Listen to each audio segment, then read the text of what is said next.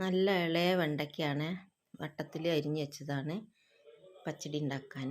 ഇതിലേക്ക് 3 പച്ചമുളക് എടുത്തിട്ടുണ്ട്, പിന്നെ കുറച്ച് തേങ്ങ, കുറച്ച് ജീരകം, കുറച്ച് മഞ്ഞൾപ്പൊടി കുറേശ്ശെ ചേർക്കുക.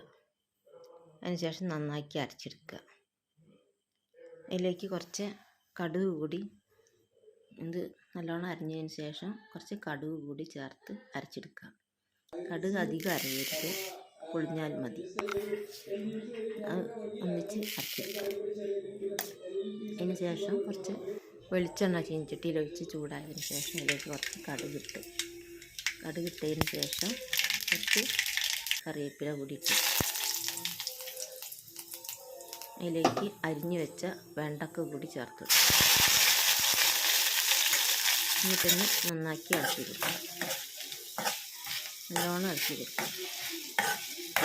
ഇങ്ങനെ വെളിച്ചെണ്ണയിലിട്ടിട്ട് ഇതുപോലെ വാട്ടിയെടുത്താൽ വെണ്ടയ്ക്കയിൽ കൊഴുപ്പുണ്ടാവില്ല.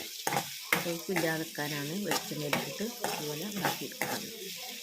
ഇനി ഒരുവിധം വാടിയതിന് ശേഷം അതിലേക്ക് പാകമായ ഉപ്പ് ചേർത്ത് കൊടുക്കുക. ഉപ്പ് ചേർത്തതിന് ശേഷം നന്നാക്കി ഇളക്കി കൊടുക്കുക.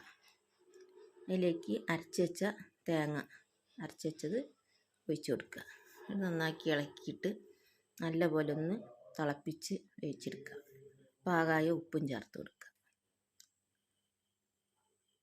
നല്ലോണം തിളച്ചതിന് ശേഷം കുറച്ച് തൈര് ഞാൻ ജാറിലിട്ടിട്ട് അടിച്ച് വെച്ചതാണ്, അതുകൂടി ഒഴിച്ച് കൊടുക്കുക. നല്ലോണം ഇളക്കി കൊടുക്കുക. ഇപ്പം നല്ല സ്വാദുള്ള വെണ്ടക്ക പച്ചടി തയ്യാറായിട്ടുണ്ട്. ഇതേപോലെ എല്ലാവരും ഒന്ന് ഉണ്ടാക്കി കഴിച്ച് നോക്കണം. നല്ല ടേസ്റ്റുള്ളൊരു വെണ്ടക്ക പച്ചടിയാണിത്.